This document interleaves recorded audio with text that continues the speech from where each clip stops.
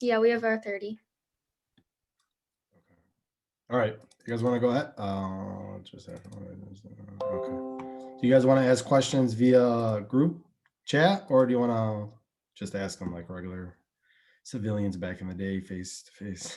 Regular civilians, I think that would be a better That'd idea. be good too. All right, go for it. So if anyone has any questions, you can come on, step up.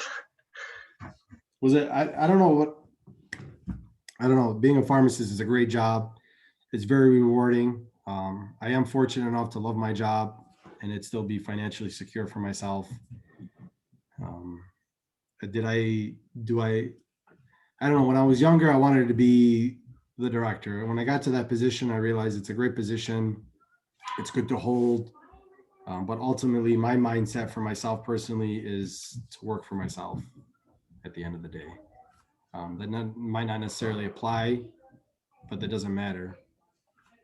You know, as long as you invest in your 401k when you start your job from day one. That's the best advice I can give anybody on here, to be honest with you. Invest in your retirement. Your future doesn't stop just because you graduated from school. So there's a lot of people that are raising their hands now. So we'll just start from what I see. So I see Cynthia. You can ask your question first. Oh, okay. So what are your working hours like? Like what's a typical week for you? Like how does it, or a day? So with me now, I work. When you work at the retail pharmacy, you work 10 to 13-hour shifts. When you work in the hospital, you work 8 to 10-hour shifts. When I was at Carmanos in management, it was an 8-hour shift Monday through Friday. When you get up into the management type levels at certain places. Currently, because I own my own place, I work half the week, and my father, who's a pharmacist, works the other half of the week.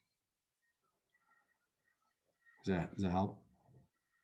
Yes, thank you. The hours aren't bad.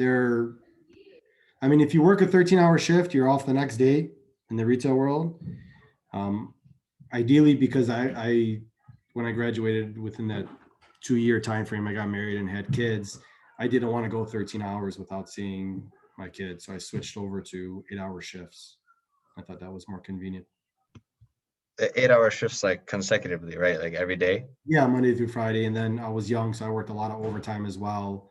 I mean, I worked a lot to get to where I am to work a couple of days a week now. But I used to work nights where you'd work 10 hours, 7 days in a row, and then they'd give you the week off the following week. But I would work the following week to make overtime. You're young, you graduate, you got student loans, you got a lot of crap you got to pay for. You want to buy a new toy because you just finished school of 10 years, so you'll work. You'll work, but you'll like it. It's okay. I see. So Amal, you can go now. You can ask your question. Yeah, so what's something that surprised you about your career, or maybe you wish you would have known before you actually became it? My father being a pharmacist, I wasn't really surprised. I had been working in a pharmacy since I was 16. So I already had a couple of years under my belt as far as the pharmacy job itself. I will say what surprised me is the clinical world to pharmacy, the knowledgeable pharmacists that are out there in the world and how hard and dedicated they work to push our profession further. That surprised me, playing as a team, because when you go back into the 70s and the 80s and the 90s, pharmacists didn't play together as a team in the sandbox, because what happens is everybody's making money. So they go, leave me alone, leave me alone. But nobody realizes that if you don't further your career in a clinical aspect, that money will never go anywhere and you'll end up in the same spot forever. So when that group became a bigger group instead of a smaller subset, that really impressed me. It's something I didn't know beforehand. And Ale, if you want, you could just call on whoever has their hand up. I don't know if their hand is up. Do you see them? Like, You I can think. click on participants and then see who has their hand raised. Participants. Okay, let's go down the list. Aya? What was the hardest part of medical school for you, or pharmacy school? The hardest part? School itself. School is hard. It's not easy.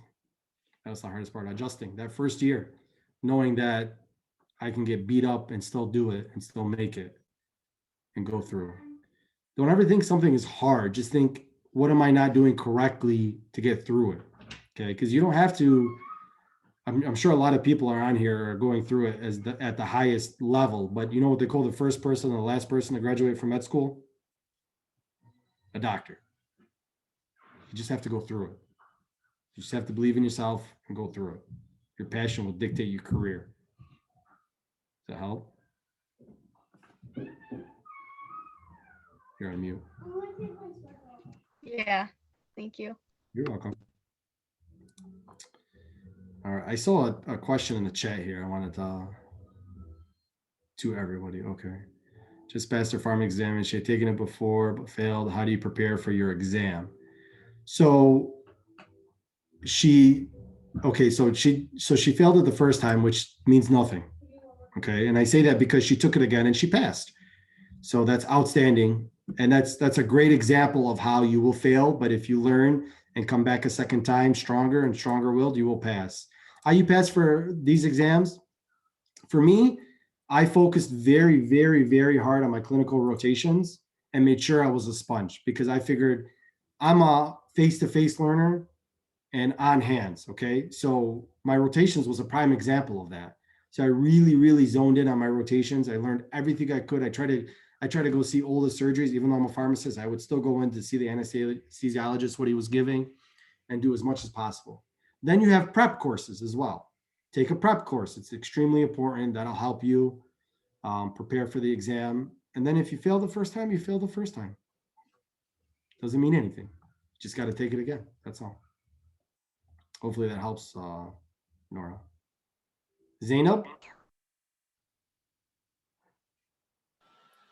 Hi. Hi. So, obviously, as a pharmacist, you need to remember a lot of terms and stuff. So, what are some strategies or techniques that you use to remember all that stuff? So you need to learn them for your exam, okay? Do you memorize them for the rest of your life? No, I can tell you when I graduated and I started the clinical position, um, I became an expert in infectious disease from IV dosing to treatment, antibiotics, compounding, the whole 9 yards. Do I remember half of it now? Truthfully, no, I don't. But I know where to look. That's the most important thing. But for school, you have to know it all to graduate. And it's just memorization. I used to, the best advice I learned when I started hone in on studying was I would study on my own, and then we would get together in a group and we would make up hypothetical questions that we thought the teacher would ask. Okay. So everybody would, and that's kind of like, that's how we review. We go through the thing and ask each other questions. And it'll be, okay, I think he's going to ask this question. And sure enough, when the exam came on, there was at least 10 questions we hypothetically made up that the teacher knocked out and asked. And when we got it, you knew it. So that really helps. I thought studying on my own and then getting together as a group afterwards, that worked for me. Because I found when I studied with the group prior, I did horrible. I didn't get anything done. I didn't know anything. You're not studying anything. When you go to class, the teacher is expecting you to have read that material before class starts. That's another thing I didn't do that you should do. You should go to class. You don't have to know it, okay? It's kind of like, and this is a big one for me. When you ask a question, have an answer in mind, okay? It doesn't have to be correct, but it has to show that, hey, I used my brain. I think it might be this. And the other person would say, you know, you're way off, but I like the fact that you took time to at least think about your answer. Don't just ask questions. And that's the same thing with studying, same concept. All right. Zainab, Zarik, Zizi. Let's go with Zizi. Zizi? Yeah, you answered my question. Oh, that was you. I'm sorry. All right. I did Reams. Reams had her hand up. Didn't we do Reem? Or no? No, you didn't do me yet. I apologize. Go ahead. That's okay. So I know like if you're going on to like a doctorate, kind of like if you're going to become a doctor instead of a pharmacist, I think you guys have similar prereqs that you guys have to take. Do you know any that you can recommend that we could take for dual classes? So For dual classes, you might want to stay away from the biologies and the sciences until you go to let's say Wayne State or U of M or wherever you're planning on going, because a lot of the schools that you apply to, they want you to take the majority of their science classes at their school, because then they know how much you've been pushed through. Okay. If you go to a different school, even a reputable school, and go to them, they're like, well, you didn't take your science classes here, as compared to the kid who did all 4 years there. They're going to look at, well, I know this teacher and they got an A, and that's a hard A. You know what I mean? So times are different now. That's how it was when I was younger. I really can't say 100%. But back then, my understanding was stay away from science and math classes, because you want to take it at the school you're going to go to. But you have a lot of electives to take. Knock those out of the park. Knock those out. You got poli sci, you got economics, liberal arts stuff. You got shoot me in the head. I got to learn this. Like, school gets fun when you start your program, by the way. When you start doing the human body, because obviously all of you have some aspect of the human body that has piqued your interest to be a doctor. It can't all be, and listen, I like money as much as the next guy, but you have to have some passion, and that little passion will get exploited when you start medical school. You'll be like, oh my God, that's incredible how the body does this, or how the liver is one of the only organs that replenishes its own tissue, stuff like that. That gets really interesting. That help? If I'm Yeah, rambling, thank just give me you. one of these.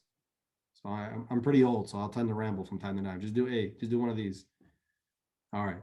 Aly Restum. I don't know. Yes, Aly Restum. What would you have done differently or in your journey to become a pharmacist, like during your education? I don't know. I don't think I would have done anything differently, to be honest with you.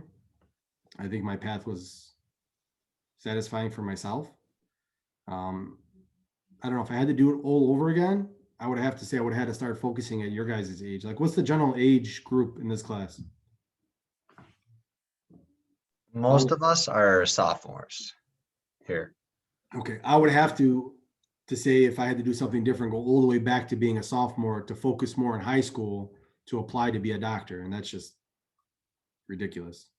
I'm happy with my career path. I'm happy with everything that happened.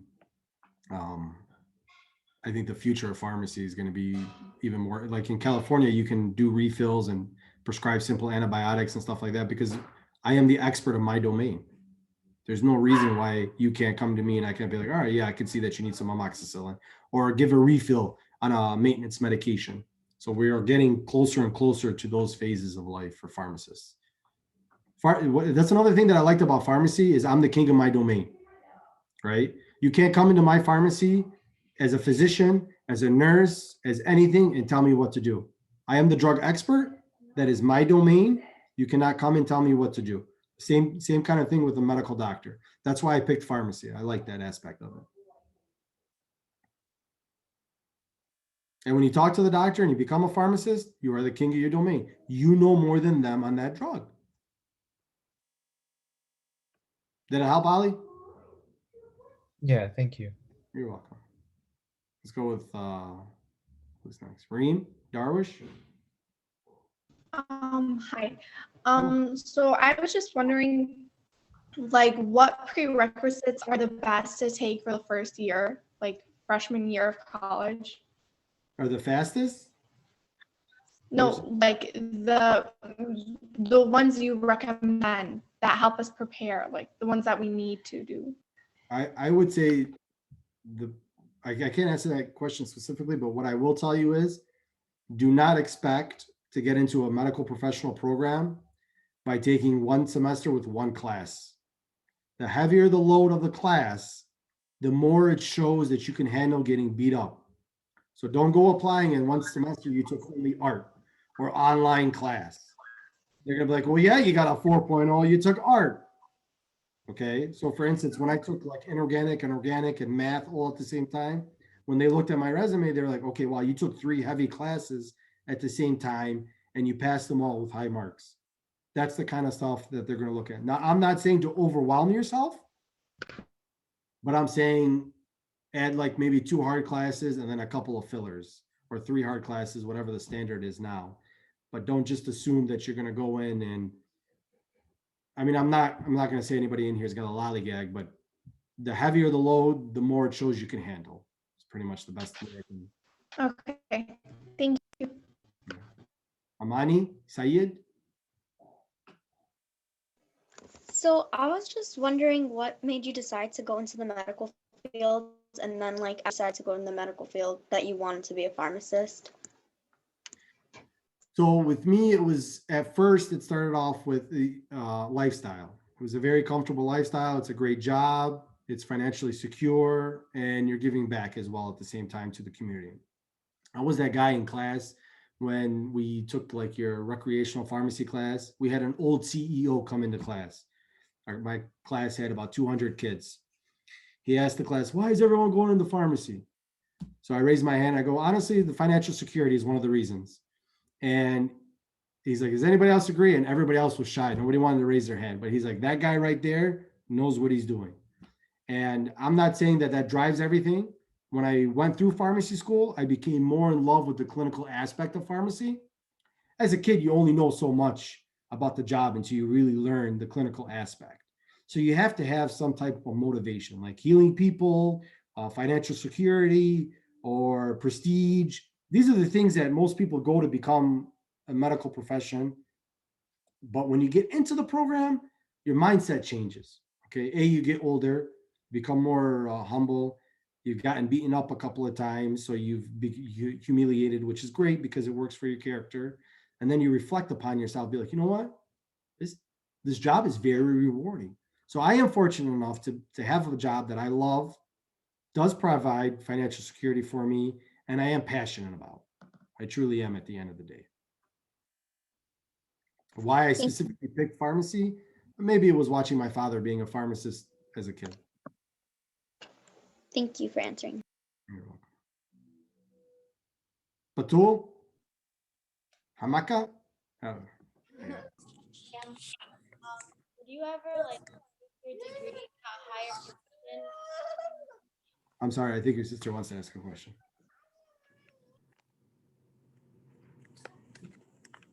One more time. Sorry, my sister was. That's okay. Would you ever like extend your degree? Like, would you take more classes? Would you go back and like instead of 2 years, would you do 4? Like, what would you change with your degree? Okay, so when I started, residency was just starting out 1 year and 2 year. But now the market is dictating if you want to get a job, you need to have 1 year of residency done. And I can guarantee you within the next 5 years, it's going to be 2 years of residency. At this point, I would have went and became a physician. Okay. But if you're still passionate about being a pharmacist, you have to do 1 year residency when you graduate to get a good clinical position. So if I was to do it again back then, I would do the same thing. I wouldn't do a residency back then. If I was to graduate today in modern time, I would do 1 year of residency and become board certified. Sarah? Oh, there's Batul. Hi. Hi. How has the pandemic affected your role as a pharmacist? You get flooded with more questions. Again, pharmacists give free advice. You know, everybody's there for you. And, but honestly, not more than anything different. A pharmacist's role is always there for the community. We're like a local physician for these guys, especially in the more poverty areas. So you get the same types of questions, same types of worries. You still see them. I would say not much. More people scared. More people scared. As long as you have access to their medications, they'll be fine.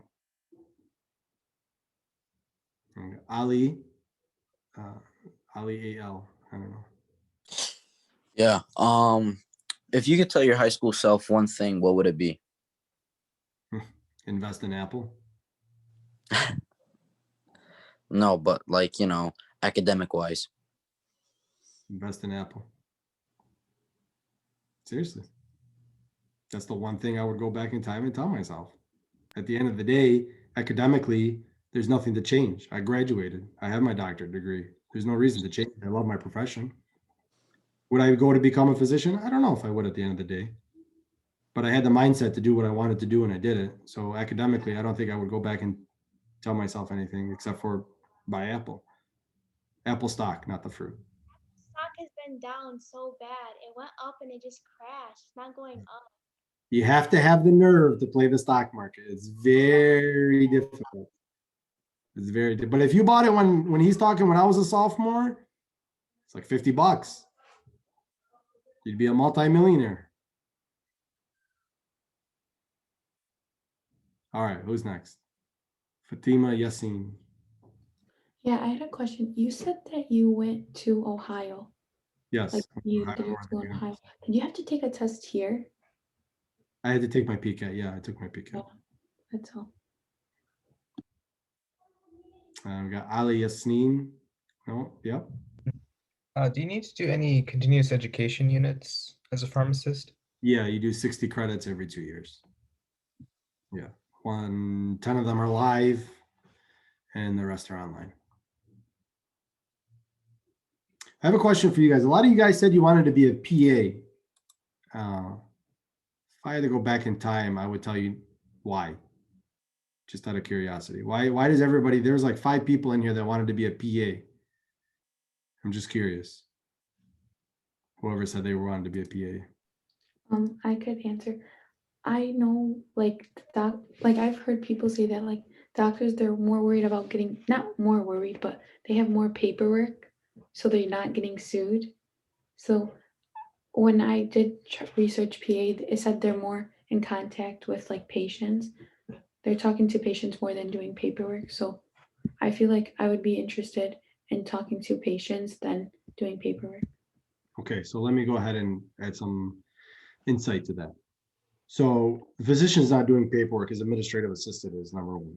Okay, if the physician himself is doing paperwork, I don't know. I don't think I've ever heard of a physician doing paperwork. He has administrative, he doesn't even know how. How about that? You have the medical billers to bill and do the stuff that he doesn't even know. The medical billers do.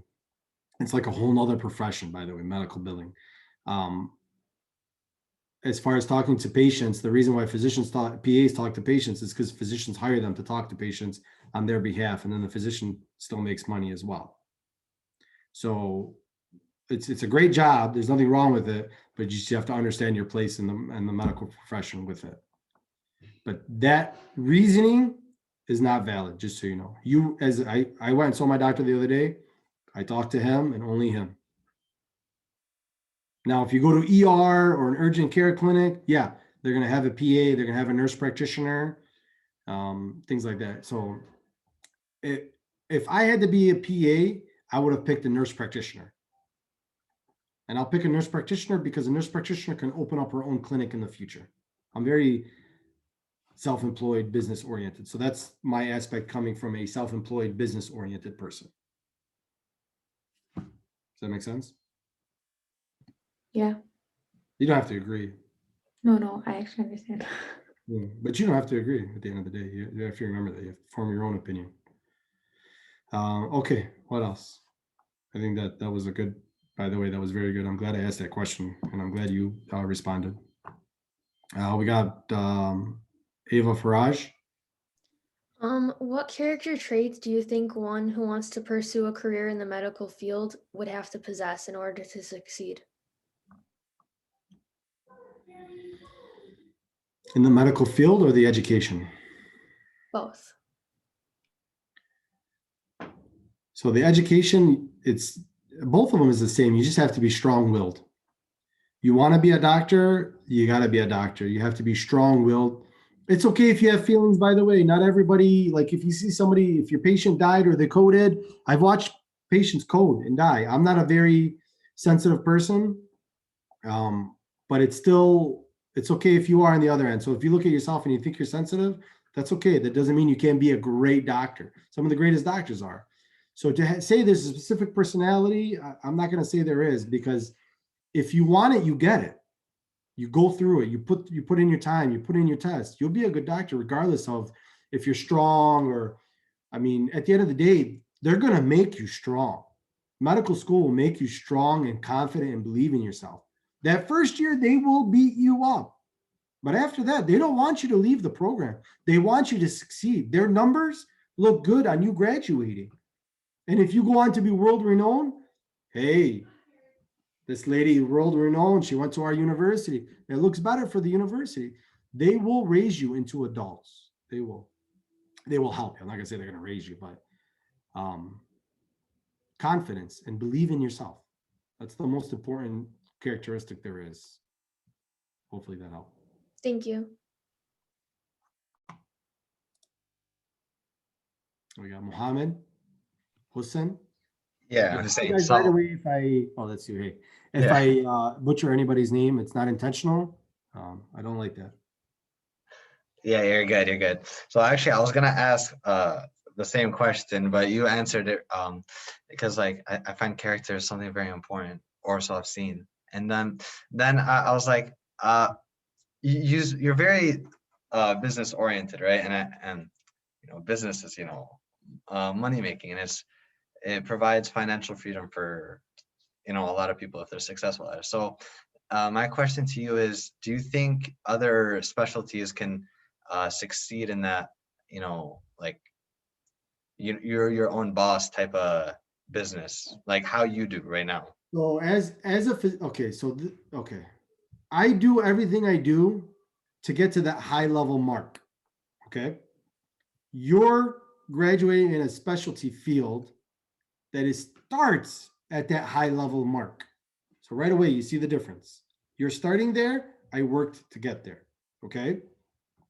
So with that said, is with that high level mark, if you just put away 5 to 10% of your yearly salary into the market for retirement, you'll be fine for financial freedom when you get older. Okay. Everybody lives within a budget. Okay. We're going to get off topic and go straight business and budget and life goals. Everybody lives within a budget. All right. The first thing I did when I got my paycheck as a pharmacist, I didn't go out and I bought myself a TV because Plasma was out and I like TV. I like shows. I too like Netflix. I think that's what the kids are calling it. I like these things. I like to watch TV, Marvel, and all this stuff. Okay. But I didn't go out and buy a brand new car. I didn't go out and buy flashy this, flashy that. I kept my car that my parents bought me for another 2 years as a pharmacist.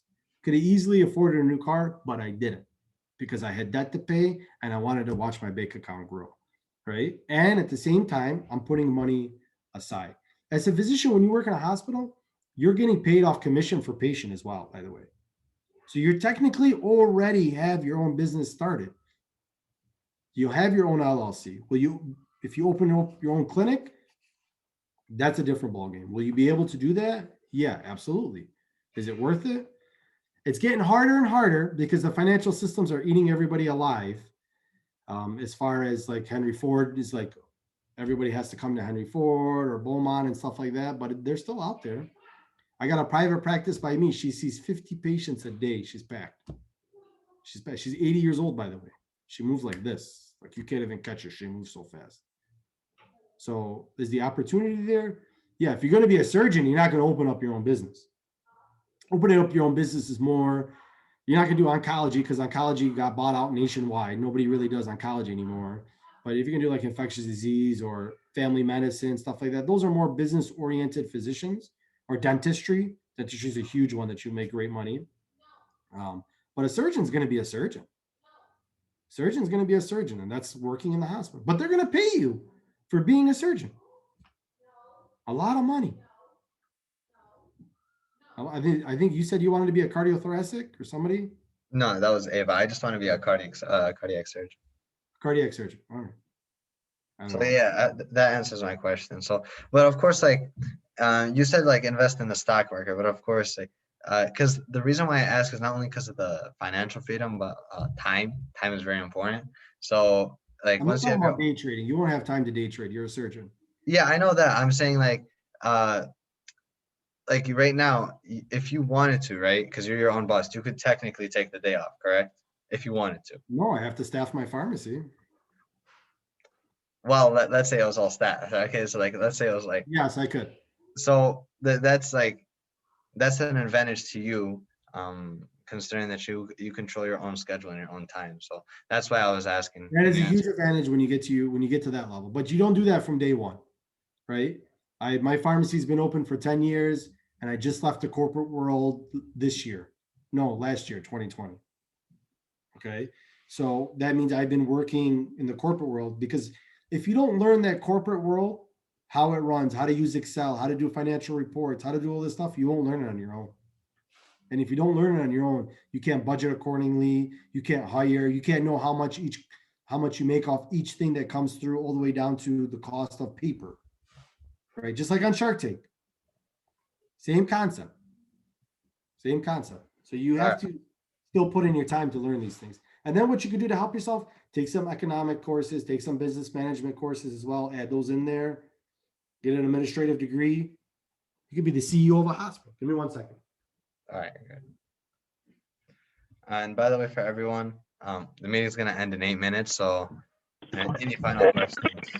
You know, right now's the time. Sorry. All right, you're good. Thank you for answering my question, by the way. Yeah, anytime. Hopefully it was good. Yes, it was. Thank you. Nadine S. Hi. So my question is sort of going off of Ava's question, kind of regarding like characteristics. Um, how sociable and like I don't know how to put this into words. How like extroverted would one have to be to go into the medical field? It's a great Like, question, and I'm glad you asked. Did you know that 95% of the billionaires in the world are introverts? We're talking the billionaires of the world. They're introverts. Everybody knows what that means? Invert, extrovert, right? yeah. I'm clearly an extrovert. I'm not a billionaire, and I like to talk. So, but that means nothing at the end of the day. If a billionaire is an introvert, that should tell you right then and there, your character that you have is an issue with yourself and not you specifically, with yourself. Do not worry about it, right? Do not let somebody else eat your cookie, but that doesn't mean you have to be a bully, okay, to succeed, or be an extrovert to succeed, okay? Sometimes the best way of showing somebody you're smart is acting smart, being smart. Now, everybody will have their interviews, but your interviews is, when I first started as an interview, the job world was scarce for pharmacists. There were jobs a dime a dozen. Interviews were nothing.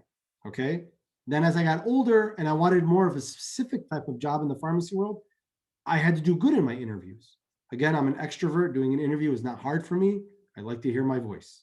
Okay. So I always did good in my interviews, but I learned to myself, you do have to be well-rounded. Okay. But that doesn't mean, okay, so an interview and your character is just like your education. It's just something, if you feel that you're lacking in, you just have to work at it. You know what I mean? Till this day, I do self-help tapes. I do TED Talks. You guys know what TED Talks are, right? I listen to TED Talks when I work out. I mean, and the self-help tapes. By the way, knock on wood, I don't need any self-help. I don't need any TED Talks, but I do it to further myself even more. Okay, because learning is never ending. So if you feel that your character, and again, I feel like, because there's a lot of character stuff, I feel like that if you think your character is lacking, it's probably because you think somebody else is looking at your character and think it's lacking, but you yourself don't think it's lacking, right? So that comes with just self-internal confidence and believing in yourself. You know the expression, ignorance is bliss? Ignorance is bliss. If I walk down the street singing a song and I look like a fool, okay, but it's bringing me joy, I don't care how I look. I will continue to be a foolish, joyful person. Okay. So as far as introvert and extrovert, no. I mean, if billionaires are introvert, clearly there's nothing wrong with being an introvert. I think that's the greatest example I can use. Most physicians are inverts, to be honest with you. Does that help? Yeah, that helped. Thank you for answering my question. Believe in yourself and do not ever worry about what the next person is telling you unless you got caught picking your nose. Thank you for answering. So I think everyone was able to ask the questions that they were willing, like they wanted to ask. And Ali, thank you for the lecture and for answering all of our questions. That was amazing. Thank you. Like that was an hour dedicated to us. Thank you so much for that. And thank everyone for coming here. Ali's got a busy schedule, so it's it's good to see everyone could make it and come here to see him talk. I think, yeah, the meeting's gonna end soon, and it's time to go anyway. So, if anyone has any last remarks, now's your time. I want to say thank you for everybody for coming. It's very impressive. Hopefully everybody aspires and gets the dreams they want to be. The biggest takeaway, there's no such thing as failure unless you quit. Remember that. All right. Good luck to all of you. God, you guys are so young. Always got wrinkles. All right. Good luck. Take care. And if you have any questions, I don't know, shoot me an email. All Bye. right. Have a sounds good day. Thank you. You too. Thank you so much. Thank you. Thank you. Thank you. Good day. Thank you for your time. Thank you.